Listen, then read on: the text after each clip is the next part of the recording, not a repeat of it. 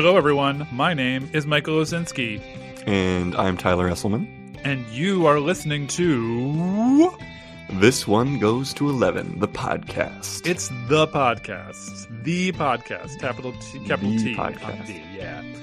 Absolutely. And it's not just any podcast episode today. It is our season 2 finale. It is. It's been a good one. Yeah, it's been a good one. We originally, I'm going to be honest with you listeners, we originally wanted to do an 11 episode season because, it's in the title, but Goes to 11. Yeah. We had a few other opportunities, and so we took it to 12. Whoa. We're keeping the same title of the podcast though. Yes, yeah. We're not gonna change. Name stays the same. Yeah. So what is this? It's a music podcast. It's a podcast we invite friends, family members, people that we find intriguing, people that we find alluring, people that love music the way that we do, to share with us an album that they believe is perfect. So perfect. In fact, Michael, that 10 out of 10 just isn't good enough. It would have to be 11 or 12 to describe these albums, right? This is true. Yeah. I mean, we haven't. Yeah. No one's ever said that an album was a 12 yet, but we're open to the possibility. It's on the table. I'm ready to be convinced. Yeah. That's what I want to be. Is convinced. Yeah. Today's somebody with the know-how. She's got the knowledge that just the kind of knowledge we want. We are talking to Samantha Lopez, my friend from Chicago. She's lovely. Samantha is an Oregon native, but she currently lives in Chicago. She's been a gigging music journalist for nearly a decade, with work frequently appearing in Consequence and Paste. In recent years, she has also turned her focus to personal essays and poetry that explore ideas of trauma, mental health, and identity in a modern context. She is currently working on a debut collection of essays, a children's book with her partner, and scripts for film and television. And when not writing, she enjoys traveling, live music, and giving belly rubs to her black lab, Leopold Bloom. He's a good boy. I've met him. Leopold Bloom, the name. There might be some dog sounds in this episode. Maybe a few. Yeah, might be a few. Yeah. Atmospheric. We're always going for atmospheric. Yeah, she's awesome. I'm glad we finally got an actual music journalist on the podcast to. Well, I'm not gonna spoil anything, but the matter of Pitchfork does come up at some point. We will address it. Absolutely, something that needs to be said. We got to talk about the establishment and what role they play, the critical establishment, and what their role they play in our experience of music, right? And we've had a musician, a touring musician, on this season, and now we have a working music journalist on. We're going there. We're getting deep. And it wasn't intentional, but this season we ended up having a lot of guests who did talk about the connection between music and mental health. I mean, it was not part of our programming initially, but the conversations just sort of led to that. And I'm not mad about it. I'm not, I know I'm always in support of that. I know Tyler and I are both fierce advocates of mental health and making sure that people do take care of themselves and making sure they have the resources they need if they are not feeling mentally healthy. And so it's been I'm glad that it's come up quite a bit this season. Me too, because it's relevant, and I think that's the most fun. Spoiler for all you out there, but the most fun for us is when people just really are able to bear, share their emotional connection to these albums. That's the best part. That's the most exciting, and it's the stuff that has certainly stuck with me the most. So yeah, we're keeping score, but really we're just here to revel in some beauty and revel in the human experience. Exactly. You can nerd out on music. I mean, and we do nerd out on music in various places, but it's all about what it means to you specifically. So yeah. Hopefully, and this one I think has a big meaning to a lot of people, especially of my generation. There's a lot of emotional memory regarding this album that Sam is sharing with us today. Yeah, this album sort of shook the entire indie music world. But also found its way into mainstream culture. So we'll talk more about that with her once we why are we delaying, Tyler? Let's get right to it. Let's neither dilly nor dally. Neither nor. Yes, indeed. Let's get right to it.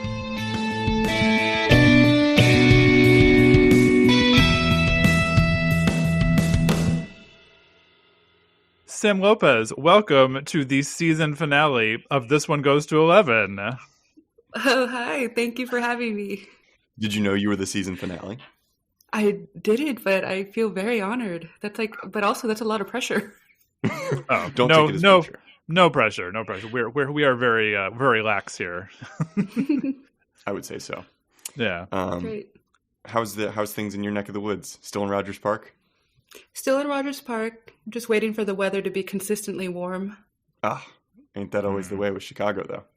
Yeah, I guess. But I'm excited. I'm going home in a few weeks, so it'll be excellent. good. Home to Oregon. Sweet home Oregon, yeah. That is not Chicago. No, that's not Chicago. It's very different. That'll be a good reprieve. Yeah. Well, thanks so much for joining us, and we're very excited about you bringing you are somebody who is highly credentialed. I think it must be said how highly credentialed you are to be, and I would dare say more qualified to do a podcast like this than we are. But that's why we got to bring you on, right? Yeah, thank you. Well, we're very excited about the album you brought today, too. Would you mind telling our listeners what album you had brought before This One Goes to 11 Tribunal today? Yes. So I have chosen Arcade Fire's Funeral, which was their debut album, which came out in 2004. Those heady days. I remember it well. I'm sure we'll talk more about the release of this album and the sort of like explosion that it created in the music world. Yeah. The indie world. The indie world. Means. Exactly. Kind of redefine the term if I'm reading it correctly. It kind of Yeah, I would say so, yeah. Set a new precedent. Well, Absolutely. Sam, before we dive into why you brought this album before us and what you think of it, there's a little segment we like to do at the beginning called A Beginner's Guide to Arcade Fire's Funeral in 60 seconds, where basically we give our listeners a little 60-second recap to sort of, if they're not familiar with the album or the artist, they get a little taste. And it's timed because it's a competition that Tyler and I are trying to win. So yeah, don't worry, you don't have to do it. I have to do it. Oh, okay, that makes me feel better. And then, but the good thing is you get to evaluate how well we do. So even though we're going to sort of evaluate your case over the course of this podcast, in the beginning, you get to rate Tyler. Tyler is going to try and do this in 60 seconds. And you can use whatever scale you want. Well, Tyler, are you ready? I believe so. I believe I'm ready. All right. Well, then I'm going to put 60 seconds on the clock. Hold on a second here. 3, 2, 1, go. When I say the words indie rock, what pops into your head? It's a good chance the first image you see is Win Butler and Regine Chisanya at the helm of the collective of multi-instrumentalists known as Arcade Fire. Founded in 2001 in Montreal, Arcade Fire carved out a sweeping, anthemic brand of indie rock that has become a touchstone for a generation of music lovers. Their 2004 full-length debut, Funeral, as you might expect, is rife with grief and frustration about the state of the world in the mid-aughts, but also the more personal, emotional experience of several band members losing loved ones in the lead up to the album's release. But you can never call this album a bummer. It takes the grief and uses it to explode into a surging musical statement of hope, redemption, and love. The band rode that wave of unabashed sincerity and catharsis to their first Grammy nomination for Best Alternative Album, and Funeral appeared on the second most end-of-the-decade Best Of lists, behind only Radiohead's Kid A. A resounding reminder that us indie kids are never alone. Funeral has and will continue to stand the test of time. Perfect time. Perfect timing. I was ready. I had to have coffee before that one. I was going to say mic drop. That was very impressive. Yeah. Thank you. How would you score Tyler's? How did Tyler do on that? What grade would you give him? Oh man, honestly, I would give him an A, but I feel like that's like a lame answer to do. And I always say that was my problem when I review albums too. I just wanted to give everyone an A because I was always impressed. I'm like, you did that, I can't. So that's a spirit to approach music with, I think. Yeah, no, I think that was a great sum up of Arcade Fire's Funeral. So definitely an A. A. Oh, that's right. Excellent. All well my model student tendencies are being satisfied here. Straight to the National Honor Society, Tyler. Thanks. Oh gosh, thank you. Yeah, so before we even dive into the album, Sam, we'd love to step back a little bit. I'm just wondering, well, we're just wondering, how would you describe your relationship with music now, in the past, like just like in a much more general sense? What role does music play in your life? Yeah, absolutely. That is a very loaded question for me, but I'm going to try my hardest to explain what music is for me. I had a less than traditional upbringing, we'll just say that. And there was a lot of moments where we had to be quiet and there was a lot of chaos going on around me. And there was moments where it seemed scary and everything, but every argument ended with my mom lighting a cigarette and putting a record on. And that sort of was the sign that, oh, okay, the scary part's over, we're safe now. And, you can imagine coming from that sort of background as a child, you don't really know, you don't really learn how to express your emotions correctly, your feelings, because you're told to be quiet, don't make a sound. So as I got older, I just started using music as a way to express how I was feeling, or to even use it as a way to maneuver my feelings. A certain song, a certain album, connected to a memory or connected to a feeling, a physical, like actual reaction to a song. Mm-hmm. So that's just like, it sounds like a very cheesy way to say that music is probably the most important thing in my life to me, besides, family. Yeah, I mean, it sounds. That's what I love about cheesiness, though, and like kind of sentimentality is that the reason it is that way is because it's so true. And I think, I think you're not alone in using music in that way. Were there particular records that your parents would put on that you remember that was kind of at that moment that the chaos was dying down and the cigarette was lit? Were there particular records you remember? I feel like I would describe my relationship with music and my life with music through playlists more than specific albums. Sure. Yeah. I know this is a podcast about a particular album, but yeah, we're playlist believers, though. Oh yeah, yeah. We've made a few mixtapes in our days. Yes, exactly. That's my favorite pastime, making Spotify playlists. But there was a lot of David Bowie growing up. The Cure, The Smiths. I mean, my parents are Gen X through and through. So It's all that 80s British rock bands, Depeche Mode. It wasn't until we moved to Oregon where we got more contemporary, Really? More indie rock, more regional stuff, I guess. Yeah, because that was I think still the Pacific Northwest, and you were living in Oregon, right? So that was the epicenter of a lot of that music that I know you love. I know in our friendship, I've you have a great love for, and in your writing, you write about it really beautifully. Thank you. Yeah, exactly. Also, kudos for I think this is the first time Depeche Mode has come up in the pod, and I have to say I'm a huge fan of Depeche Mode. I have a vivid memory with one of my friends on the song Personal Jesus when it gets to the breakdown and there's that sort of like like making that sound together and like listening to it in the car. Yes. I love that music video. It's the one that's like high saturated black and white, right? And he's like dressed as a cowboy. Yes. Okay, I don't know if I could say this on this podcast, but I feel like I had a sexual awakening to that music video. You can say that on this podcast. On this podcast. Please say that on this podcast. Yes, that's the first time I've heard of that being a sexual awakening. Typically when I hear about a sexual awakening for a music video, it's D'Angelo's Untitled, right? That's generally that's the one I hear the most, and I can't disagree with that one either. Yeah, but no, there is something very sexy about Dave Gahan. So yep, even still. Yeah. Now I'm just thinking about that. Oof. Yeah. In some ways, it seems like there's sort of a natural bridge from that music to Arcade Fire. But like, are there other bands along the way that you latched on to coming from that time period to arrive at Arcade Fire? Oh man, there's so many bands.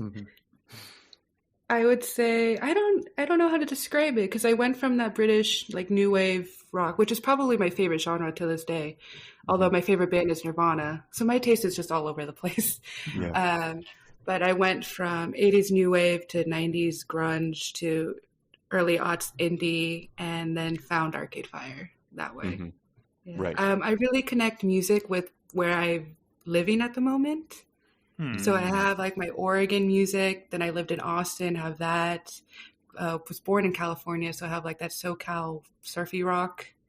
And then we have like Midwest emo sad boy rock.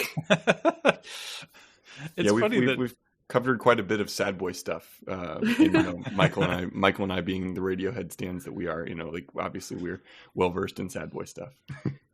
Me too. I'm a sad boy. By the way, because this is a competition, I will be scoring points for you, but I'm doing this thing where I score the points along the way, so I don't interrupt your flow of thought.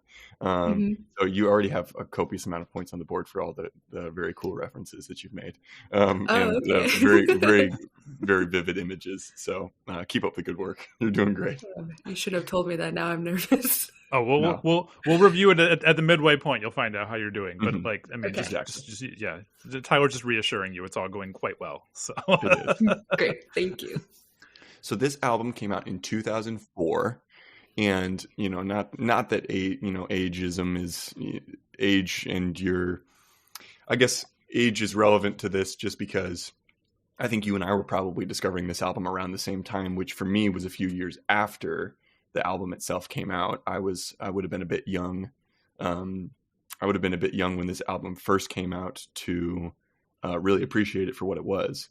Do you remember the first time that you listened to the album? Do you have a specific memory of how you procured it? Was it a CD? Was it a download? How did that happen? Yeah, I do actually. Yes, I agree with you. I was like about 9 or 10 when the album came out, so I definitely was not at a point to appreciate it. Yeah. I think it was probably 8th grade or freshman year of high school, and I actually owe it to my mom. She had one of those, I don't even know what kind of phone it was, but one of those like Sidekick phones. Oh, yeah. And it held music. It was like the first thing, the first way like a phone held music and had a camera and everything. And she was just playing music off of it. And Neighborhood Number 3 came up. Of course, I didn't know what the song was at the time, but I just remember like the undulating like strings and the organs and like the echoing, like, and I remember listening to it and asking my mom right away, who is this? And she was the one that's like, oh, this is Arcade Fire. I don't even know, like, I don't think she even knows that story to this day, but really? It was her who showed me. I became obsessed with that song, Neighborhood Number 3. And then from there was just delving into all Arcade Fire. I must have been like 14, 15 years old. There's something specific about that song. I mean, because like also I have a follow-up question about like all the song of like 4 of the songs on this are called Neighborhood. Like we have Neighborhoods number 1 through 4. But there's something specific about like musically, or was it lyrically about that song that really, you connected with? Musically. And I will say that I connect with music more on the musicality part of it than lyrically. And I know a lot of people connect with lyrics more, but for me, it's just, as I said, it's a very like physical, visceral reaction to music. And I think as someone who, as I mentioned, wasn't really taught how to regulate their emotions as a child or how to express their emotions, the way that music goes, up and down, tempo and beat and all of that, it was more of a way that I could maneuver like the feelings that were going on inside me that I didn't really know what to do with, if that makes sense. Total sense. Yeah. Yeah. And like, I think sometimes when people, we've had folks on who have talked about whether they, connect with something specifically lyrically or more musically. I think that is a really beautiful way of putting it, that it's a, just sort of like it can be an emotional tool, listening to music in that way, something you can't express, music being the inexpressible, and that, it playing a role in your life in that way. That makes a lot of sense. You're getting points for that, by the way. Points on the board for that. They also, on this album especially, I feel like his vocals often get suppressed. Not in like not in like earlier this season we talked about 9 Inch Nails and Trent Reznor kind of suppressing his vocals so that it felt like a subliminal message that was coming through your ears. It feels just more like it's the overwhelmingness of the instrumentation on this album, because it feels like they've got like 75 instruments going and every single song, that he just sort of recognizes the fact that in some cases the music might be more significant to the listeners than the lyrics at first anyway. But I don't know. That's a theory. Absolutely. I feel like every beginning of the song is sort of like a call to arms, you know? It's like, everybody grab your weapons. Let's go. Yeah. Let's fight back against the forces of cynicism, kind of. Exactly. Yeah, Michael and I were speaking briefly before we logged in about how this feels like one of the albums that represented the end of snark in rock, maybe, or like maybe a little bit of the diminishing of snark. I think we may be coming back to it a little bit with music nowadays, but that 90s thing of snark seems to be really have kind of this was a nail in the coffin for it, maybe. Wow, I like that. I like that observation. That makes a lot of sense. You had this exactly snark, rebellious, I don't give a what about in 90s music, and then you sort of veer into, like you said, this sort of cynical, beautiful like way to look at the world. I don't know. I'm sorry, I don't know what I was trying to say. No, that makes sense. You said it. There's a sincerity on this album, but not in a way that makes you roll your eyes. Exactly. And maybe we'll talk about this later, because there are some subsequent Arcade Fire albums and songs that like I do roll my eyes a little bit at. Yeah. But this one just feels so celebratory and genuine, yet at the same time like it's an album called Funeral that's dealing, that's sort of representing the aftermath of that. Was it 4 band members all lost family members within the year leading up to the release of this? Is that true? I don't know the exact number, but yeah, it's something like most of the band members, which is. One was Wynn's grandfather, I think, which was the that swing musician, who I guess a swing musician of some note, if I'm not mistaken.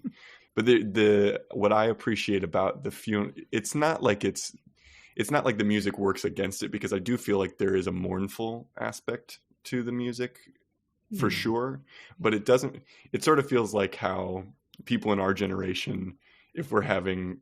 I think when we like talk about funerals, I'm like, I want it to be a party. I hear so many people that are around our age be like, just have a party when I die, and just have fun. And you don't want it to be this dour event. And that's kind of how the kind of funeral that this album feels like to me, even intermixed with that genuine grief. It's like happy cynicism or happy sadness. Yeah, totally. And I will say that the thing about place that you were saying, I think that plays a pretty big role in a lot of their most successful work, Arcade Fire's most successful work, because you get that thing about where are they? They're in the suburbs, obviously, but you're already getting that thing about being in the suburbs in this album with the neighborhood songs. So was the place that you were listening to these songs, is that really tied into your memories of this album?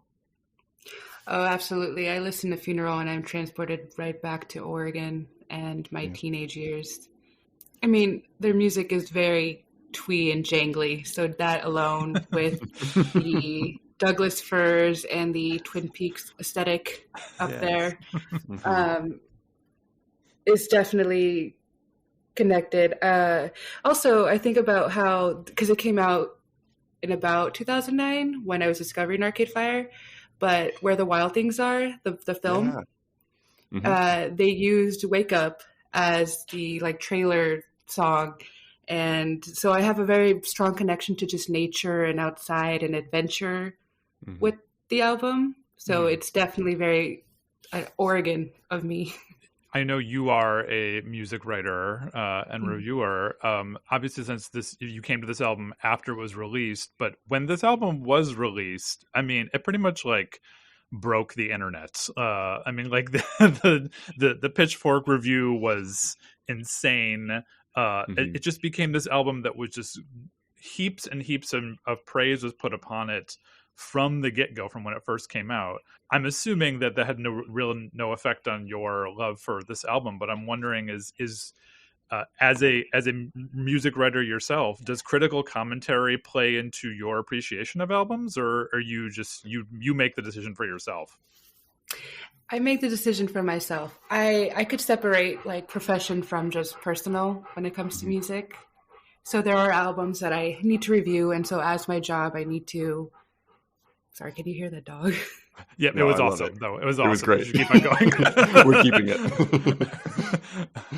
So as I review albums as my profession, I can be completely objective and listen to it and have a criteria in my head that I follow. But there are albums that I love that people would say are not the greatest albums. But it's like I said, it's all just about an emotional connection for me. And right, exactly. When I was listening to Funeral, I had no idea that there was such a thing as album reviews yet. So that made no impact on how I felt about it. Was this one of the albums that that kind of made you start thinking about that? Was this around a time that you were thinking that writing about music was something that you wanted to do for work? Yes and no. It was actually my brother who showed me Consequential Sound, actually. I must have been like 15 or 16. And he said, "Oh, this website's really cool. I like it more than Pitchfork because it's less pretentious." It's basically, which turned out to be like COS's motto. I think they're Consequence now, not Consequential Sound, but it used to be like Pitchfork without the pretension or something like that was the motto.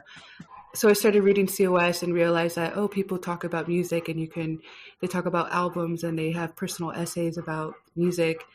Right. But it really wasn't until college where I discovered that, this is something I can do and that I think I want to do. So, absolutely. I appreciate you bringing Pitchfork into the chat, because I was going to ask you about that as a music writer, how you feel about that, because I feel like Tyler and I sort of have a complex relationship with Pitchfork. As do I. I do find them a little bit pretentious. But do I want a byline in Pitchfork? Absolutely. Oh, it's coming. I have no doubt you're going to have a byline in Pitchfork. Thank you. That is, I feel like it's silly because yes, I'm calling them pretentious, but I feel like that's also like a benchmark, just being, if I get that byline in Pitchfork, I've made it. Right. Well, there is a, you can't deny that there is some role that criticism has to play, I think, in our, in the way that we consume art and all that. And when it's something as established and something as, I know it's been around for a long time now too. Pitchfork's almost legacy media. Like I would say where it's on the verge of being legacy media, that it makes sense why you as somebody who wants to share your story about music with the world, why you would want it. I don't begrudge you that at all. Thank you. Also, they've stepped back a little bit. I mean, I know that they I can't remember exactly when, but I know that an apology was made for the Liz Phair self-titled review, which got 0.0. The infamous Liz Phair self-titled review that got a full-on 0 from Pitchfork. Like the writer sort of said that wasn't whoever he was. I think it was his first review that he'd ever written for Pitchfork. He sort of came forward and was like, "This wasn't. I shouldn't have done that." And Oh my goodness, that's hilarious. I didn't know about that one. I need to read up on that. Jeez. Yeah, I sort of feel like we'll eventually have a Liz Phair album on this podcast. I'm waiting for that to happen. But it has to be the right person. The right person has to bring it to the fore. I was gonna say I volunteer. I can do Exile and Highville. Okay, that's the one I would think that someone would bring forward. But I do know that like one of my best friends is a huge Liz Phair fan, and I don't think she would consider that to be her favorite Liz Phair album. Is it standout track time? Yeah, you've already mentioned, you've sort of quietly mentioned this one particular track here, but we're curious to know, what have you chosen as your standout track from this album, and why have you picked it? Yes, so I chose Wake Up. You didn't initially, though. I didn't initially. I did initially choose Rebellion Lies, which I think is probably, from a musical critical standpoint, Arcade Fire's best song. Mm, However, I would say Wake Up is their most popular and beloved song. definitely. I chose it because exactly that. It is an anthem for our generation. I feel like you can hear that song play in the background of almost every aughts film. You could hear it at bars, coffee shops.